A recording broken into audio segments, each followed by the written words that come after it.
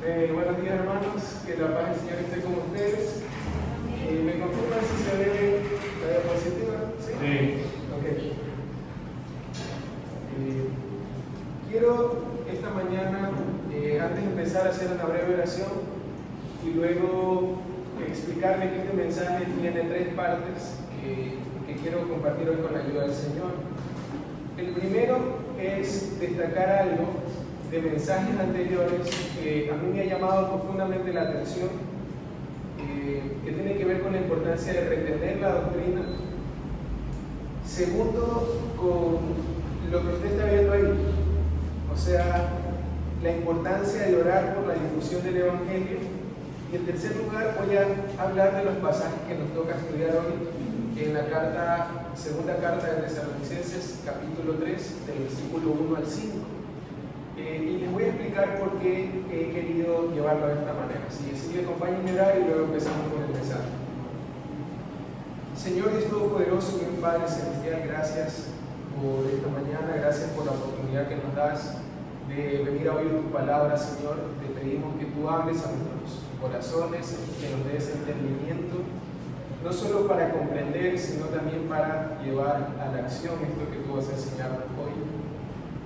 Te alabamos, Jesús, por tu gran amor, por tu salvación, y oramos en el nombre del Padre, del Hijo y del Espíritu Santo. Amén y amén. Hermanos, estamos ya a punto de terminar esta gran travesía de estudiar el libro de las cartas a la comunidad de los tesalonicenses. Y una de las cosas que quiero destacar en este capítulo final fue algo que estudiamos hace unos días que tiene que ver con retener la doctrina. Hace algunos días, hace algunas semanas, se estuvo enseñando acerca de la importancia de retener la doctrina, y como parte introductoria de este mensaje quiero hablar de por qué es importante retener la doctrina. Voy a mencionarles algunos datos un poco perturbadores para que usted pueda conocer la importancia de la doctrina cristiana. En la India, que es un pueblo que queda en el continente asiático, súper al oriente, cerca de China, existe la creencia de que el Dios en el que ellos creen, dependiendo de la parte del cuerpo que ese Dios haya creado a las personas, ellos tienen un estatus dentro de la sociedad. Hay unas comunidades que se llaman los intocables. Son personas, niños, ancianos, mujeres, que únicamente se los destina o se les permite trabajar recogiendo excremento humano con las manos. No se les permite trabajar en otra cosa. Cuando se les pregunta a estas personas de la India por qué tienen esa poca dignidad para estas personas, es porque ellos creen en un Dios que asigna diferentes dignidades a las personas. Aquellos que nacieron en riqueza y que tal vez tienen una piel un poco más clara, es porque su Dios, en su creencia, Dios la destinó a vivir de esa manera. Si alguien vive en la pobreza, es porque Dios determinó que esa persona viva para siempre en la pobreza. Otro dato perturbador, por ejemplo, es en África. Los niños que nacen con albinismo, es decir, con una piel blanca, extremadamente blanca, son considerados espíritus demoníacos, son considerados brujos y sufren desmembramientos, sufren persecución, sufren torturas, y muchos de los brujos matan a estos niños y los utilizan para hacer distintos ritos. Los padres que tienen estos niños los abandonan, y estos niños son recogidos por personas para, como repito, para luego desmembrarlos y venderlos, debido a una creencia que es muy común en África. Ahora, si nosotros no nos vamos tan lejos y tal vez abarcamos un problema de repercusión mundial, la esclavitud siempre ha sido un problema.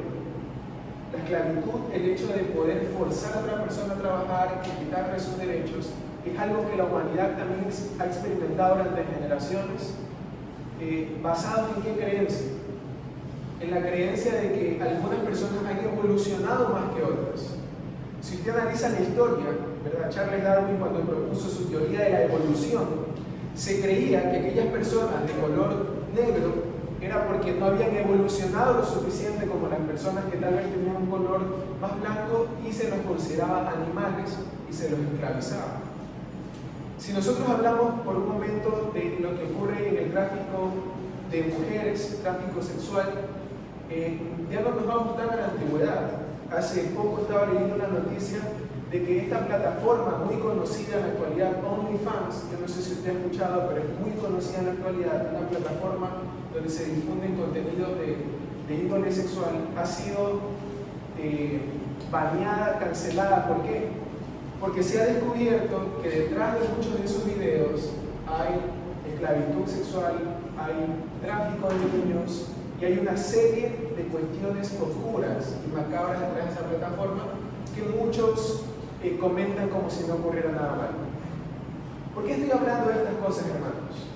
Porque es únicamente gracias a la influencia de Cristo y a la influencia de los misioneros cristianos en el mundo que se ha podido llegar a la India para enseñarle a las personas que todos los seres humanos tienen igual dignidad ante Dios.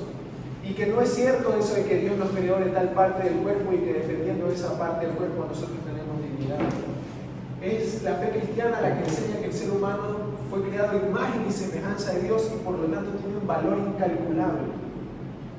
¿De dónde se eliminó esta creencia de que los albinos son gente macabra que puede ser sacrificada? De una creencia religiosa, pero luego vino el cristianismo para enseñarnos de que Cristo murió por todos nosotros y de que no está permitido hacerle daño a otra persona.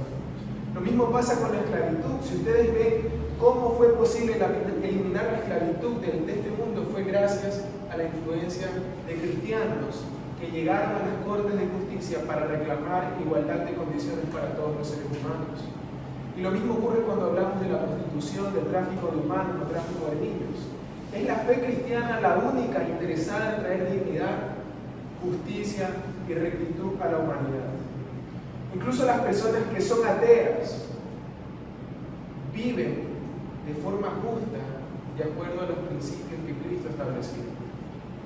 ¿Por qué quiero señalar todas estas cosas, hermanos? Porque cuando Pablo en esta carta que dirige a los tesalonicenses dice retengan la doctrina, es porque él sabe que la doctrina cristiana es el único medio para lograr libertad, justicia, rectitud en medio de este mundo perverso. Y segundo, porque sabe que la fe cristiana y la doctrina cristiana es el único camino hacia la vida eterna, hacia aquello que nos espera en la eternidad. Entonces, hermanos, he mencionado estos datos, he mencionado cómo la fe cristiana nos rescata de esta condición, para que veamos lo que vamos a analizar, que es el segundo punto de este mensaje. Yo simplemente era una introducción. El apóstol Pablo, entre todas las cosas que hemos visto, dice: retengan la doctrina. Retengan la doctrina, retengan la enseñanza cristiana. A veces no nos damos cuenta de que la poca justicia que se vive en este país es por lo que Cristo enseñaba.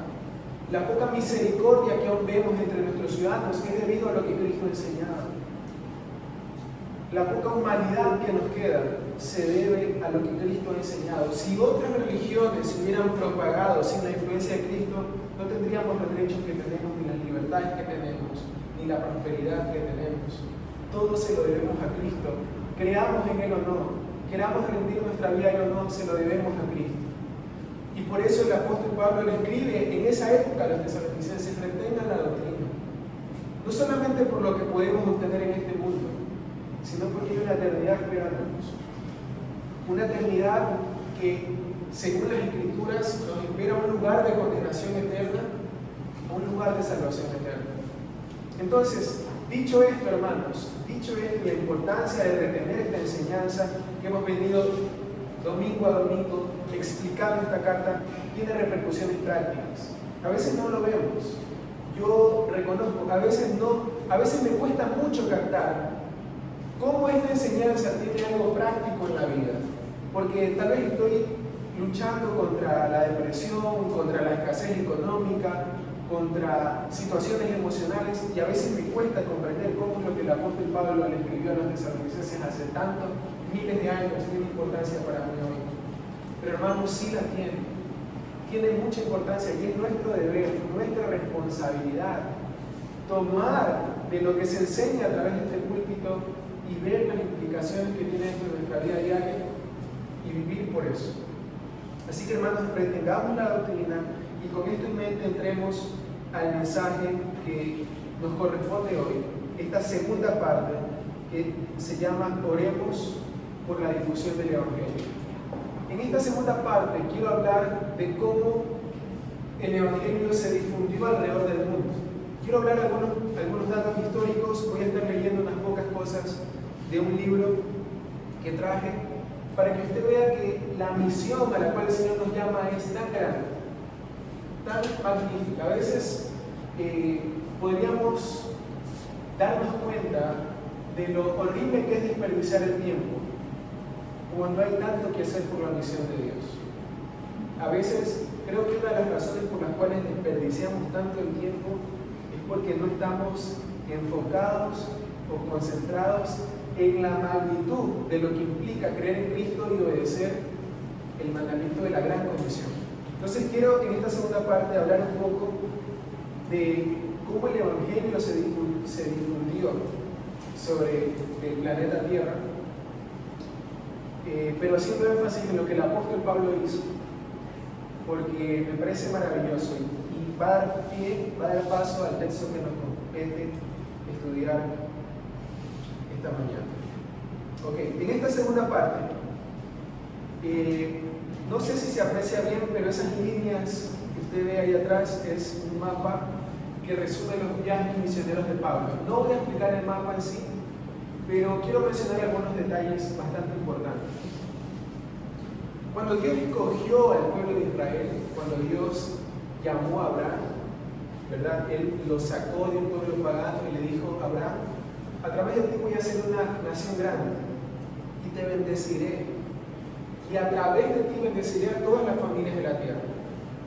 Hay pasajes de la Escritura en que se nos enseña que Dios escogió a Israel con el propósito de que Israel se encargase de comunicar a otros quién es Dios, quién es el Dios verdadero. ¿Me explico? Porque había muchas religiones, incluso antes de Abraham ya había muchas religiones, pero Dios escoge a Israel y les dice: te voy a escoger a ti para que tú me des a conocer al resto de las naciones. En medio de este desarrollo histórico hay una porción de las Escrituras que nos habla de Faraón, la persona más importante de Egipto, el emperador más poderoso de aquel entonces. La Biblia dice que Dios le dijo a Moisés que él había escogido a Faraón y que usaría a Faraón para que el mundo entero pueda ver quién es Dios, para que el mundo entero pueda conocer quién es el Dios de Israel. Cuando nosotros analizamos, que incluso lo hemos hecho en los estudios de los miércoles, ¿qué es lo que ocurre en esa época histórica? Dios humilla al hombre más poderoso de aquel entonces.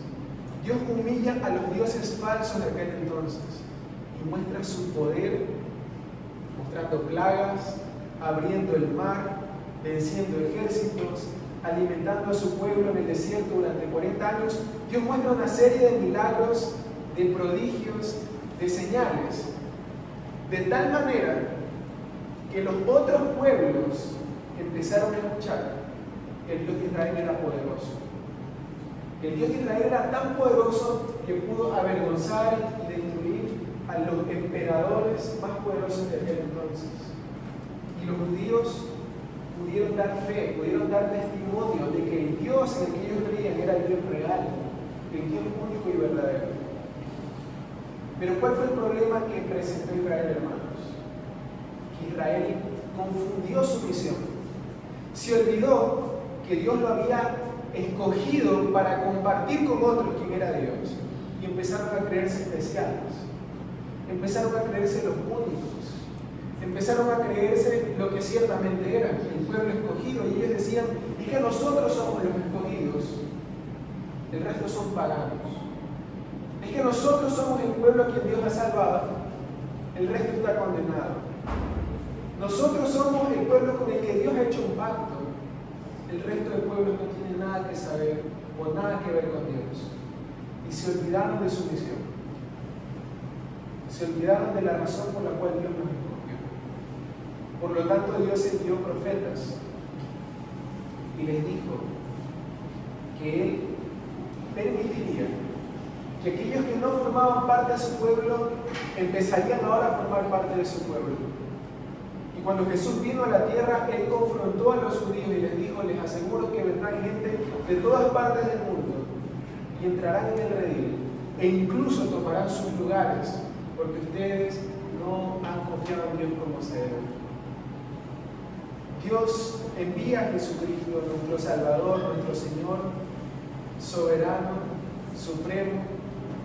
Él abre el camino para que usted y yo, que no éramos judíos, que no éramos israelitas, podamos formar parte de la bendición de ser rescatados por el único Dios verdadero. Ahora, en medio de esta situación, cuando el Evangelio recién empieza a difundirse, hermanos, hay algo interesante. Los apóstoles quieren intentar que los judíos se hagan cristianos. Pero no todos los judíos quieren hacerse cristianos. Es más, los judíos no reconocen a Cristo como su Salvador. Y los apóstoles, Jesús, ¿qué les había dicho? Que empiecen en Jerusalén, que luego vayan a Samaria, y que luego vayan a Judea, y que luego vayan hasta los confines de la tierra. Pero hay algo raro. Cuando nosotros analizamos el libro de los Hechos, los apóstoles tienen cierta resistencia para salir de la comunidad de Israel. Tienen muchas dificultades para salir de la comunidad de Israel, al punto de que Dios tiene que darle un sueño a Pedro, en el que le muestra una sábana. Si ustedes leen el libro de Hechos, van a comprender lo que estoy hablando. Baja una sábana con una serie de animales y Dios le dice a Pedro que coma, y Pedro le dice: Señor, yo nunca he comido esos animales inmundos. Y Dios le dice: no llames inmundo lo que yo he santificado, dándole a entender de que él no podía seguir llamando inmundos a los que no eran judíos, sino que él tenía que ir a predicar a los que no eran judíos. Y recién, muchos años después, el apóstol Pedro empieza a salir de la comunidad de Israel. Felipe empieza a salir de la comunidad de Israel y empiezan a alcanzar a los gentiles, a nosotros, a las comunidades que no son israelitas.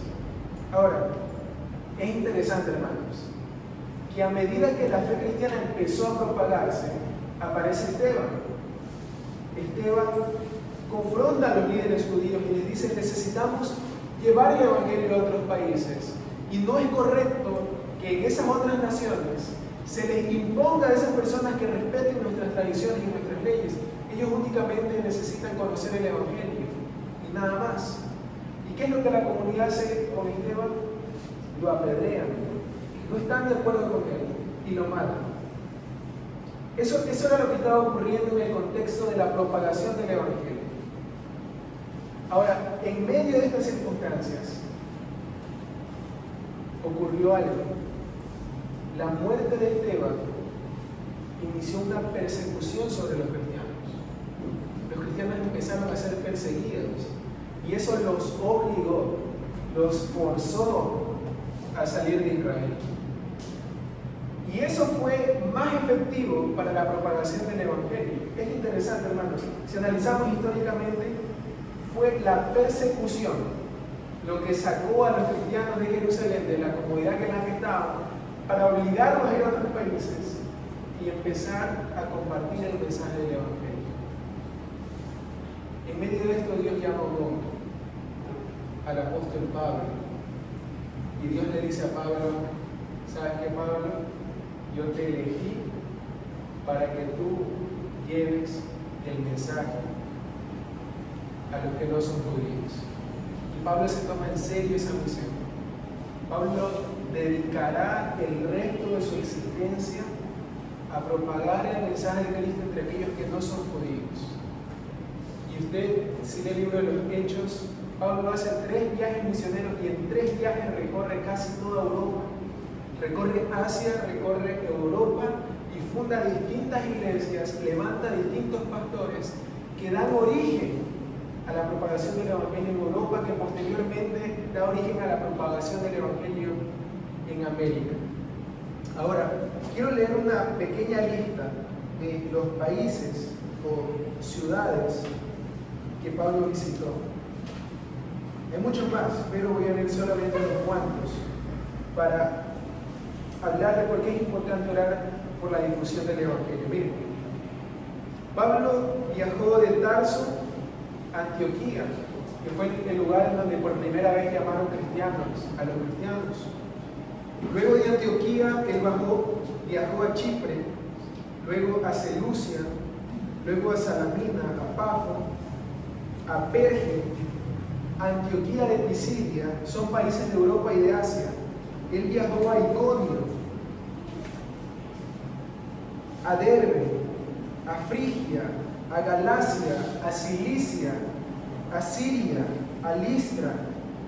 Viajó a Macedonia, a Acaya, a Neápolis, a Samotracia, a Filipos, a Anfípolis, a Polonia, Tesalónica, Berea, Atenas, Corintio, Cencreas, Éfeso, Cesarea, Jerusalén.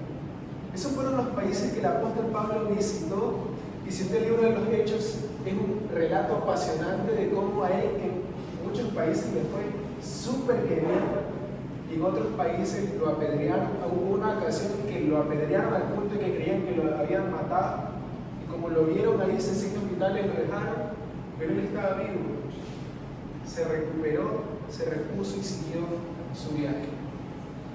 El apóstol Pablo desgastó su vida para propagar el Evangelio. Cuando él escribe a los corintios, él dice: miren, si Cristo no resucitó, vana es mi fe, vana es vuestra fe. Si Cristo resucitó, vayamos y comamos y bebamos, porque mañana vamos a morir. Si yo pongo mi vida y la arriesgo todos los días, es porque sé que Cristo resucitó. Y sé que ningún sufrimiento que yo vivo aquí se compara a la gloria que había de venir. Esa es la pasión del apóstol Pablo. Por eso tal vez, no sé si usted se ha preguntado, pero a veces se menciona mucho a Pablo desde este púlpito. Porque Pablo es la muestra, el testimonio de cómo Dios puede transformar a alguien que era un perseguidor, que incluso era un asesino, y convertirlo en una herramienta útil en sus manos para llevar a cabo la misión que Él nos ha encomendado. Pablo, en medio de todos estos viajes que realizó, hubo una característica importante, pero antes de ir a eso quiero compartirles un meme que yo vi hace algunos años y me llamó la atención, y espero que nos haga reflexionar. No sé si lo están viendo ahí. Dice: el apóstol Pablo viendo cómo te vas de viaje por todo el mundo y no evangelizas a nadie. Yo sé que no todos de aquí hemos salido del país y nos hemos metido de viaje por todo el mundo, pero creo que es importante reflexionar en ello, ¿no? Como muchas veces nosotros anhelamos y deseamos poder conocer este mundo tan maravilloso, pero se nos olvida que hay una misión que nos reclama, hay una misión que nos está exigiendo continuamente, y nosotros callamos nuestra conciencia ante esa misión. La callamos con entretenimiento, con pecados, nos descalificamos a nosotros mismos y nos olvidamos que hay una misión. Hermanos, a veces hay estudios que hablan de que una de las cosas que más afecta a esta generación es la falta de propósito. Hay personas que dicen: no, es que no sé por qué estoy en este mundo, ¿no? O no sé qué hacer con mi vida. ¿Y saben cuál es la pregunta que tenemos que hacer, los hermanos? No es qué quiero hacer con mi vida, sino qué Dios quiere que yo haga con mi vida. ¿Qué es lo que Dios quiere que yo haga con mi vida? Porque en cuanto nos preguntamos eso, se acabó eso de que no sé, estoy esperando una revelación, se acabó. Si yo me pregunto qué quiero hacer con mi vida, puede ser que la tenga clara, o puede ser que no tenga ni idea. Pero si yo cambio la pregunta y me digo: ¿qué quiere Dios que haga con mi vida? Ya no hay incertidumbre. Ya se acabó la pregunta, porque hay una misión que es tan grande que no importa la profesión que usted tenga, el nivel de educación que usted tenga, esta misión es tan grande que lo abarca a todos. Y usted, desde su posición, desde la edad que usted tenga, usted puede servir a Dios. Así que, hermanos, es importante orar por la difusión del Evangelio, y el pasaje que nos toca estudiar hoy, que es la tercera parte de este mensaje, tiene que ver con eso. He dividido esta tercera parte en 4 puntos, que son los que ustedes van a ver ahí.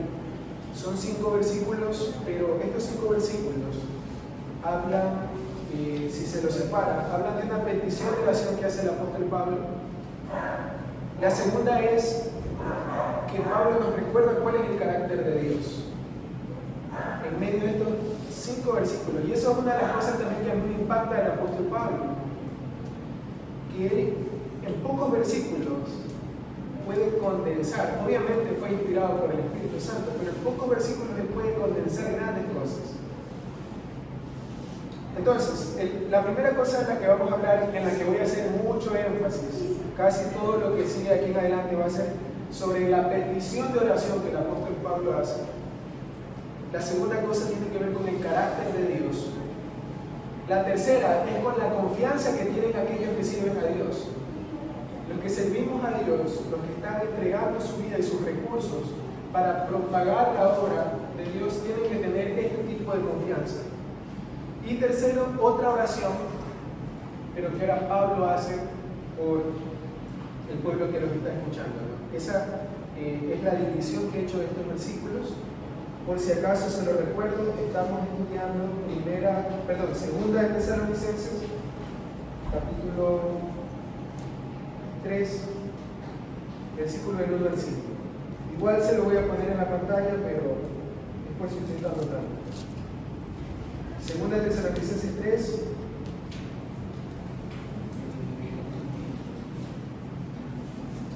del 1 al 5. ¿Okay? La palabra de Dios dice así: finalmente, o sea, luego de haber visto todo lo que hemos estudiado, amados hermanos, les pedimos que oren por nosotros. Oren para que el mensaje del Señor se difunda rápidamente y sea honrado en todo lugar a donde llegue, así como cuando les llegó a ustedes. Oren también para que seamos rescatados de gente perversa y mala, porque no todos son creyentes. Pero el Señor es fiel y Él los fortalecerá y los protegerá del maligno. Además, confiamos en el Señor que ustedes hacen y seguirán haciendo lo que les ordenamos. Que el Señor les guíe el corazón a un entendimiento total y a una expresión plena del amor de Dios y a la perseverancia con paciencia que proviene de Cristo. Estos son los versículos que vamos a estudiar y estos son los 4 puntos. Ahora, quiero que nos demos cuenta de que la primera parte, Pablo está pidiendo oración. Y eso es algo importante, hermanos. ¿Saben por qué? Porque a estas alturas de la historia, Pablo no sabe si va a regresar nunca más a Tesalónica. Pablo no sabe si va a tener la oportunidad de regresar. Pablo ha recorrido todos estos países y él les envía una carta, la segunda carta a los tesalonicenses, para aclarar algunas cosas. Entonces él, en medio de estas cosas, él le dice: oren por mí, oren por mí. Y esto es algo que se repite constantemente en la vida del apóstol Pablo, y quisiera que nos demos cuenta de cómo él pide que oren por él y por qué cosas específicas él pide que oren. Ahora, esto es importante, hermanos, porque como iglesia nuestra misión sigue siendo la misma: compartir el Evangelio, difundir el Evangelio. Y créanme, hermanos, no importa cuán eficientes, eficaces, cuántos talentos tengamos, cuántos recursos destinemos, si nosotros no oramos para que el Señor salve a las personas que tienen que salvar, si nosotros no oramos para que el Espíritu Santo obre en los corazones de aquellos que escuchan la palabra, va a ser en vano lo que hacemos. Vamos a agotar nuestros esfuerzos, vamos a desgastar nuestras vidas sin ver los resultados que anhelamos tener en Dios. Es verdad que Dios puede orar a pesar de nuestra negligencia y nuestra falta de oración, pero necesitamos orar. Pablo, a pesar de ser el gran apóstol escogido por el mismo Jesucristo, si ustedes leen las cartas de Pablo, él decía: a mí ningún ser humano me escogió, Jesucristo mismo me llamó a hacer lo que estoy llamado a hacer. Y he puesto mi vida y tengo marcas en mi cuerpo que demuestran que sigo a Cristo. Así que yo no estoy buscando la aprobación de ningún ser humano. Este mismo hombre, que la tenía súper clara en cuanto a su ministerio, era el mismo que decía, por favor, oren por mí. No dejen de orar por mí. Así que, hermanos, el mensaje, si una de las cosas que yo puedo destacar en este mensaje es, oremos por esta iglesia. Oremos por las misiones que hace esta iglesia. Oremos por los responsables, por los líderes que están al frente de esta iglesia. Porque si el apóstol Pablo necesitó oración, ¿cuánto más los que estamos sirviendo en esta congregación? Necesitamos de sus oraciones. Alguien decía, si la iglesia quiere un mejor pastor, entonces debe empezar a orar por el que ya tiene. Es la única forma. En muchas congregaciones, usualmente el pastor es el centro de las críticas. Si es muy estricto, que es un bravucón. Si es muy apacible, que no tiene personalidad. Si es muy exigente, ¿qué le pasa? ¿Qué le presiona? Y si es poco exigente, que no tiene visión, que no está planificando. Si es una persona que se prepara, entonces está enfocándose en las cosas de este mundo. Si no es una persona que se prepara, es muy neófito. Y siempre la iglesia, las personas suelen señalar al pastor, convertirlo en el objeto de sus críticas. Las personas que estudian teología suelen examinar el sermón del pastor y decirle, bueno, le falta hermenéutica, homilítica, le faltó trazar bien el bosquejo, entre otras tantas cosas, hermanos. Pablo también sufrió eso.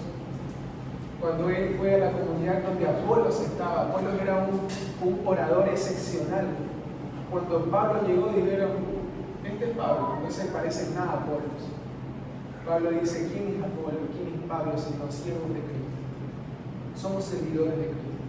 ¿Acaso Pablo murió por ustedes o Apolo murió por ustedes? Cristo murió por ustedes. Entonces, hermanos, la importancia de la oración es fundamental. Es fundamental. Hay personas, y esto es algo que yo he hablado mucho, porque en la escuela de formación bíblica hay un tema que habla de la oración. Hay mucho que decir sobre la oración. Hay hermanos que dicen, hermanos, tal vez mi condición económica no me permite ni siquiera aportar económicamente a la iglesia. Pero estás orando, o sea, la oración es gratis. Hay quienes dicen, hermanos, es que no tengo tiempo para servir en la congregación. Bueno, pero estás orando. La oración es omnipresente. Donde quiera que te encuentres puedes orar. Hermanos, es que yo no tengo un don, yo no sé cantar, yo no sé hablar en público. Bueno, pero estás orando. No necesitas saber cantar para orar. No necesitas tener una voz melodiosa para orar. Entonces, la oración determina incluso nuestro compromiso para con Dios. Y qué tan sincero es nuestro deseo de poder servir. Otra cosa importante que a mí me llama la atención y que incluso en los próximos capítulos lo vamos a ver, Pablo es súper intenso con las cuestiones de la administración del dinero. Pablo muchas veces le dice a las iglesias, yo pude haberles exigido que ustedes me mantengan. Es mi derecho como apóstol. Los que predican el evangelio tienen el derecho. Dios aprueba y Dios bendice que los que predican el evangelio vivan del evangelio. Pero yo, dice el apóstol Pablo, yo no les he pedido a ustedes dinero, pero sí les pido que oren por mí. O sea, esto es algo que también a mí personalmente me impacta mucho, porque Pablo había algo que sí andaba exigiendo, oren por mí, esa era su petición en todas las cartas y vamos a ver algunas cuantas. Para seguir avanzando, ¿qué pide él en este punto específico? Que el evangelio se difunda rápidamente. Él sabía que él no tenía muchos años más. Quiero que el evangelio se difunda rápidamente, no tengo todo el tiempo del mundo. Que esto se haga rápido. Segundo, que este evangelio sea honrado, que sea apreciado por aquellos que lo escuchen. Porque no basta con oír. Cuando alguien oye el evangelio y no lo recibe, ese mensaje se convierte en condenación.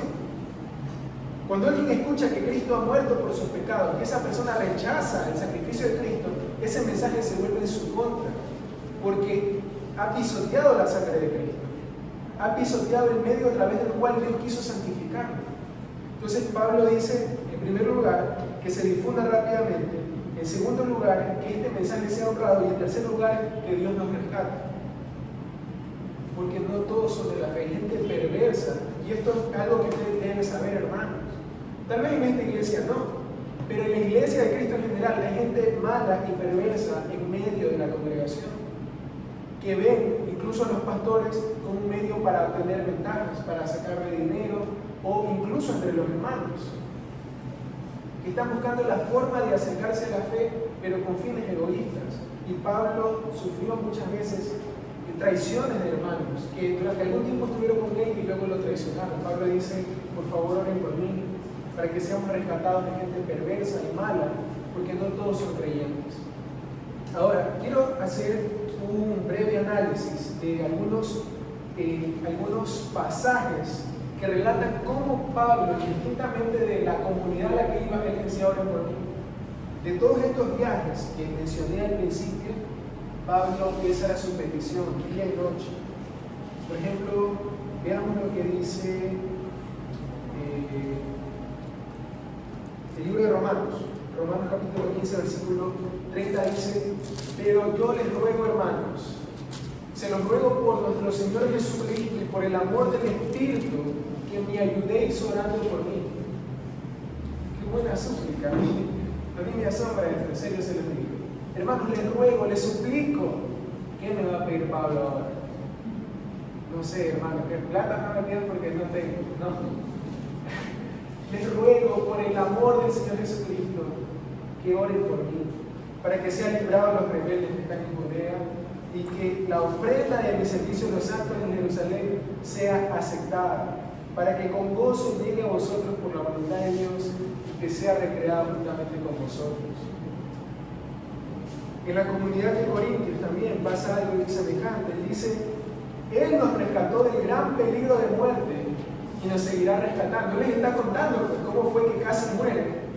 Y le dice, pusimos nuestra esperanza en Dios y Él nos rescatará de nuevo si ustedes nos ayudan con sus oraciones. Si muchos oran por nosotros, también habrá muchos que den gracias a Dios por el beneficio que recibimos de Él. Si muchos oramos por la misión de Dios, también habrá muchos que serán bendecidos por esa misión que se está realizando. En otra comunidad, en Efesios capítulo 6, versículo 19 al 20, dice, también oren para que yo tenga valor cuando esté anunciando la buena noticia y que los que escuchen puedan entender el plan secreto de Dios. Mi trabajo es ser delegado de Dios para anunciar su mensaje y por eso estoy preso. Oren a Dios para que yo diga este mensaje como debo hacerlo, sin miedo. ¿Cómo es que Pablo lograba todas estas cosas? Porque él era muy chévere. No, hermanos, había una iglesia orando por él. Cuando él fundaba una iglesia y se iba a esa iglesia, él decía, hermanos, yo me voy, pero oren por mí. Y cuando les escribía una carta para afirmar algunas cosas, me decían, oren por mí. Veamos otro pasaje. Algo interesante acá es que dice, para que yo diga este mensaje como debo hacerlo sin miedo. ¿Por qué sin miedo, hermanos? Porque Pablo sufrió, fue apedreado, fue golpeado con varas, estuvo en peligro de ladrones, estuvo preso, estuvo en riesgo de muerte. Él era humano como nosotros. Pero decía, hermanos, oren para que yo no tenga miedo cuando me toque la hora de enfrentar estas circunstancias. Veamos lo que le escribe a la comunidad de los filipenses. Porque sé que esto resultará en mi bienestar, gracias a sus oraciones y a la ayuda del Espíritu de Jesucristo. Mi principal deseo y esperanza es no fallarle a Cristo. Espero seguir como siempre teniendo el valor necesario para honrar a Cristo a través de mi vida sin importar si vivo o si muero. Yo creo que a la luz de estos pasajes, hermanos, podemos explicar y diagnosticar tal vez por qué no somos tan valientes, por qué no somos tan decididos, determinantes, tan arriesgados, tan enfocados en la obra del Señor. Es porque seguramente no estamos orando y porque tal vez la iglesia no está orando por esta causa. Hay 4 pasajes más que quiero revisar para que usted tenga claro, estos son algunos de los pasajes, de que la petición de oración fue algo constante. Colosenses capítulo 4, versículo del 2 al 4 dice: dedíquense a la oración. Estén listos para enfrentar cualquier situación mediante la oración y dar gracias a Dios. Todos juntos pidamos a Dios que nos abra una puerta para comunicar su mensaje a la gente, aunque ahora estoy en prisión por anunciar ese mensaje. Oren para que podamos enseñar el plan secreto de Dios, que Dios ha dado a conocer acerca de Cristo. Oren para que yo pueda dar a conocer claramente la verdad, pues esa es mi misión. En la carta de 1 Tesalonicenses también él escribe: hermanos, oren también por nosotros. Y en la segunda carta de Tesalonicenses, que es la que estamos estudiando hoy, el apóstol también dice: hermanos, oren por nosotros, para que el mensaje del Señor continúe dándose a conocer y para que la gente respete este mensaje, así como lo hacen ustedes. Oren también para que siempre estemos protegidos de la gente mala y perversa, porque no todos tienen fe en el Señor. Para terminar, la carta que él escribe a Filemón, él le dice a su amigo Filemón: prepárame también un lugar donde quedarme, porque espero que Dios responda a sus oraciones de que yo pueda ir a visitarlos. ¿Cómo es que Pablo evangelizó toda Europa? En escasos, no sé, no fueron más de 30 años. Él evangelizó toda Europa, plantó innumerables iglesias, porque había dedicado su vida a él, porque tenía un equipo de personas alrededor del mundo que estaban orando por él. El gran énfasis en la oración, hermanos, es para que nosotros recordemos la importancia que esto tiene, de orar los unos por los otros y de saber que, como dije antes, si nosotros no oramos, nos vamos a desgastar, nos vamos a quemar, porque esta misión es demasiado grande, hermanos. Los problemas con los que hay que lidiar son demasiado fuertes. Los recursos son tan limitados. Necesitamos que Dios intervenga. Necesitamos que Dios provea. Necesitamos que Dios cambie nuestros corazones. Que Dios nos rescate de nuestra tendencia hacia el pecado. Necesitamos orar. Si queremos que nuestro país sea bendecido, necesitamos orar. Si deseamos que esta iglesia dé frutos, necesitamos orar. Es la única forma, hermanos, de hacerlo. Y por eso Pablo dice finalmente, por lo demás. Cuando el apóstol Pablo dice por lo demás, usted cuando lea las otras cartas, es porque él va a concluir con las cosas más esenciales que él quiere que nos quedemos. Y él empieza con estas cosas. Oren por mí. Los otros 3 puntos que también voy a mencionar van a ser más breves. Quiero hacer mucho énfasis en esto. Miren, la oración fue clave para la efectividad de su ministerio. La oración que él pedía no era por sí mismo, sino por la expansión del Evangelio. Que se le dé honra al mensaje. Otra cosa es que la persecución fue algo incidente en la vida de Pablo. Él fue perseguido, pero eso no lo detuvo. Y él pedía oración porque sabía que el mal se disfraza de bondad.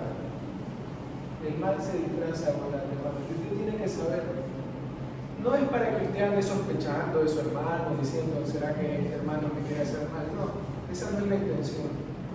Pero la intención es que usted esté alerta. Usted sepa que, como dice la Biblia, hay trigo y cizaña creciendo en el viñedo de Dios.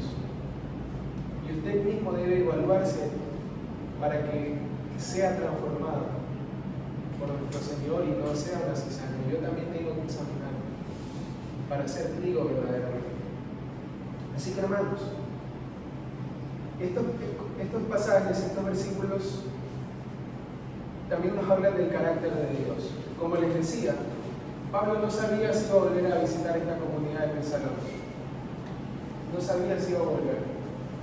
Por eso él les recuerda el carácter de Dios y les dice: el Señor es fiel. Él los fortalecerá y protegerá del maligno. Es como yo personalmente, esto lo digo como una opinión, yo creo que él hasta cierto punto empieza a despedirse.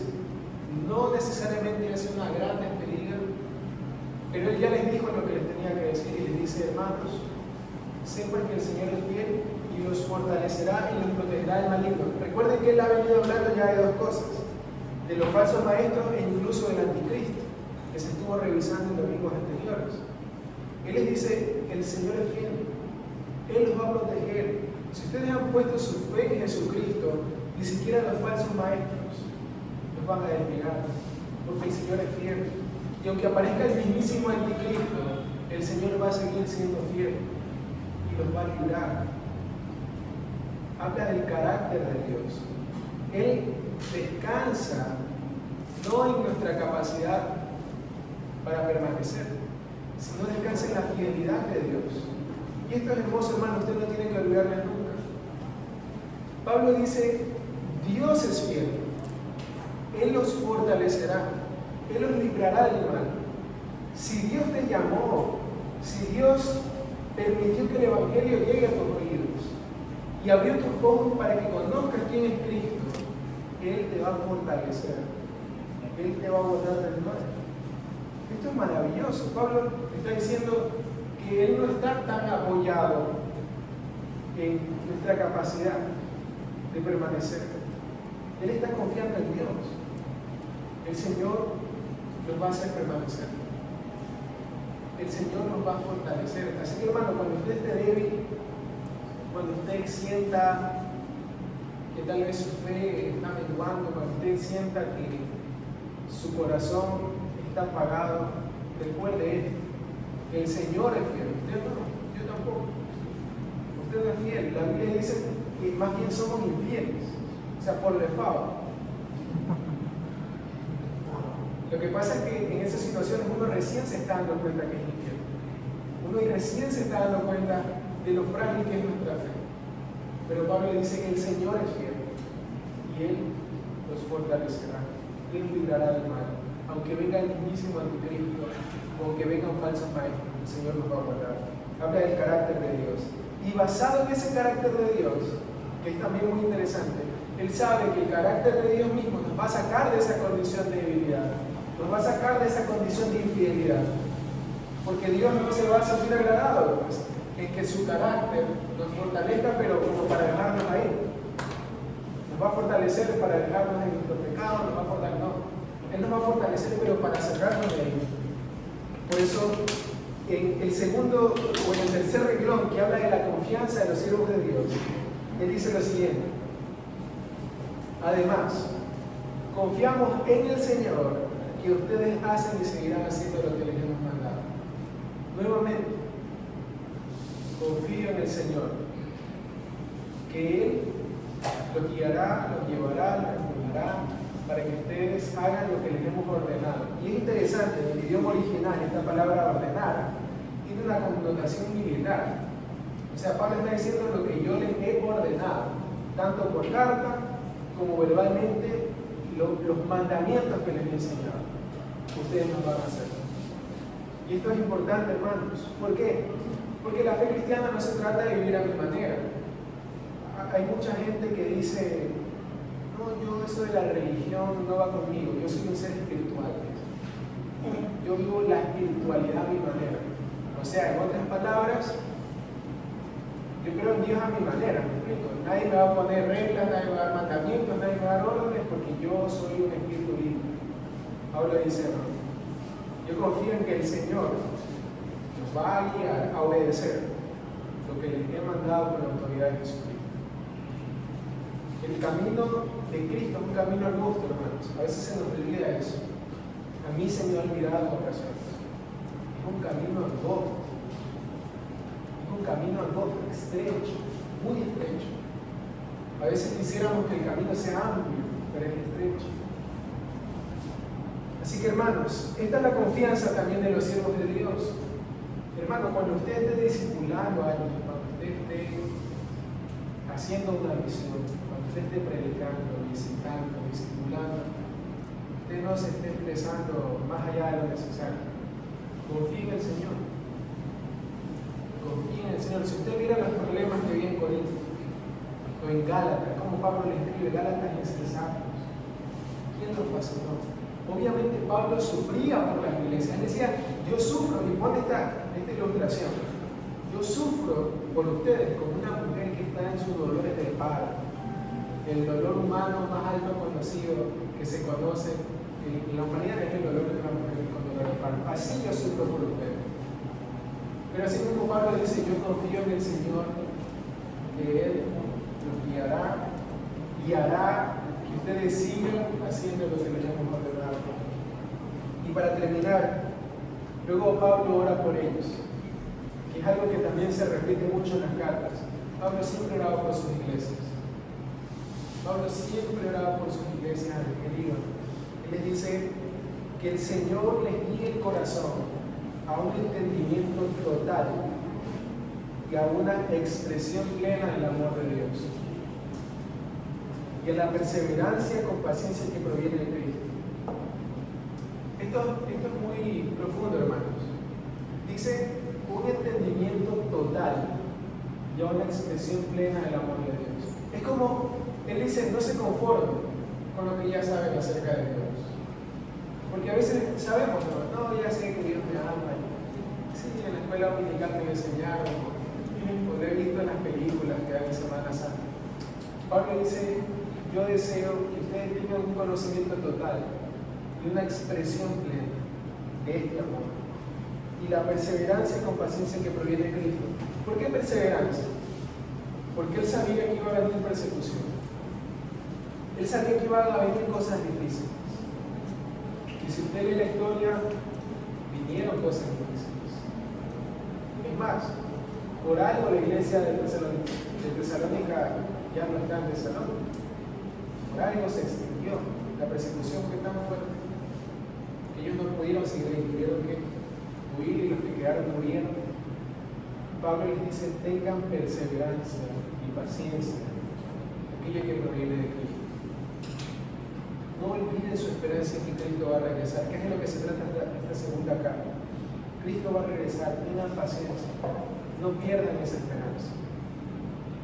Y los versículos que continúan, hermanos, Pablo va a decir cosas muy prácticas y fuertes para los cristianos, cosas que ya tienen que ver no tanto con doctrina, sino con cómo un cristiano debe vivir. Así que, hermanos, si Dios nos da vida y si Cristo no ha venido, vamos a seguir con estos pasajes de Tesalonicenses, estudiando cómo Dios, en su amor, en su misericordia, en su bondad, hizo que esta carta sea escrita y llegue hoy a nosotros para que podamos poner en práctica estas cosas, hermanos. Así que quiero terminar con esta frase que dice: oremos por la difusión del Evangelio, oremos por esta iglesia, hermanos, oremos por nosotros mismos. Y la situación en la que estamos como nación, no es fácil, y requiere que nos comprometamos en la oración, requiere que recordemos nuestra misión, hermanos. No se trata de que usted o yo nos emocionemos y, ¿sabes qué? Envíenme las misiones ya, envíenme donde sea que está hoy. No, hermanos. Se trata de que usted desarrolle una vida de oración y que ahí donde usted está, empiece a servir a Dios. En el trabajo donde usted está, en el barrio donde usted vive. Porque a veces sí, a veces estamos dispuestos a movilizarnos durante kilómetros y por horas, pero a veces tal vez con nuestros vecinos, con nuestros compañeros, con nuestra familia, no compartimos este mensaje. Entonces, oremos para que el Señor nos fortalezca y nos ayude a vivir de esta forma, a encontrar un propósito, el propósito que Dios trazó para nuestras vidas y amarnos unos a los otros. Yo deseo que este mensaje haya sido edificación para su vida y que pueda meditar en él más allá de estos minutos y que el Señor nos ayude, hermanos. Oremos, por favor. Señor, gracias. Gracias por este mensaje, gracias por tus palabras, Señor. Gracias por tu fidelidad. Gracias por tu misericordia. Gracias por tu verdad, Señor. Somos un pueblo al que tú has llamado, Señor. Nosotros creemos que tú nos llamaste, Señor. No había mérito en nosotros, no había en nosotros ningún acto de bondad o ningún deseo por acercarnos a ti, Señor. Fuiste tú quien nos llamaste. Fuiste tú quien nos atrajiste a ti, y aún cuando estábamos muertos en nuestros delitos y pecados y estábamos cegados por nuestra condición, tú nos diste vida, nos diste luz, alumbraste nuestro entendimiento y nos acercaste a ti, Señor, para que te conozcamos. Y ahora que te conocemos no queremos volver atrás, Señor. No queremos desviarnos ni apartarnos de ti, Señor. Queremos pedirte perdón por nuestros pecados. Reconocemos nuestro pecado delante de ti, nuestra maldad, y te pedimos que nos santifiques y que restaures, Señor, aquel llamamiento que hiciste, Señor. Tu palabra dice que los dones y que los llamamientos son irrevocables, Dios. Sabemos que tú nos atrajiste y que tú no nos dejarás hasta que no hayas hecho con nosotros lo que prometiste que harías. Que tú no nos dejarás hasta que hayas perfeccionado en nosotros la obra que empezaste. Señor, confiamos en ti, que tú nos fortalecerás y nos librarás del mal. Confiamos en que gracias a ti seguiremos haciendo lo que tú nos has ordenado, Señor. Yo te pido por cada familia aquí representada, Señor, por cada problema, Señor, por cada enfermedad, por cada deuda, por cada crisis emocional, crisis existencial, por cada problema financiero, Señor, económico, familiar, Señor, que tú, Espíritu Santo, intervenga, Señor, trayendo fortaleza, trayendo fe, Señor, para que por medio de esa fe podamos ver tu mano obrando en nuestras vidas, trayendo todo aquello que es bueno, Señor, gozo, paz, paciencia, bondad, templanza, fe, perseverancia, Señor. Queremos que cuando tú regreses nos encuentres haciendo aquello que nos ordenaste. Ayúdanos a enfocarnos en ti, Señor. Ayúdanos a vencer el entretenimiento y el vicio, Señor. Enfocar nuestro cerebro en todo lo bueno, en todo lo justo, en todo lo verdadero, en todo lo que es de buen nombre, Señor. Ayúdanos a aprovechar el tiempo y perdónanos por desperdiciarnos, Señor. Perdónanos por derrocharnos, Señor. Tú nos vas a pedir cuentas de cada segundo, Señor, de cada pensamiento. Y venimos aquí, Señor, a pedirte que nos salves, que nos perdones, que nos rescates. No hacerte promesas, Señor, sino suplicar que tu Espíritu Santo nos dé vida, Señor. Rompa nuestras cadenas y nos ayude a vivir en santidad, en amor, a vivir la vida plena, Señor, la vida que tú nos has llamado a vivir, y a no conformarnos con la pasividad, con el descanso, Señor, sino a desgastar este cuerpo, a explotar este cuerpo, Señor, en la propagación de tu Evangelio, en el trabajo duro, Señor, en el compartir con otros, en el desgastarnos por la gloria de tu nombre, Señor. Gracias por esta iglesia, gracias por sus líderes, gracias por sus miembros, gracias por los siervos que tú has levantado, Señor. Despiértanos, Señor, del sueño profundo en el que estamos. Avívanos para que podamos entregarnos, Señor, y que los resultados sean tuyos. Gracias, Padre. Gracias, Hijo. Gracias, Espíritu Santo. Te amamos. Amén. Que Dios les bendiga.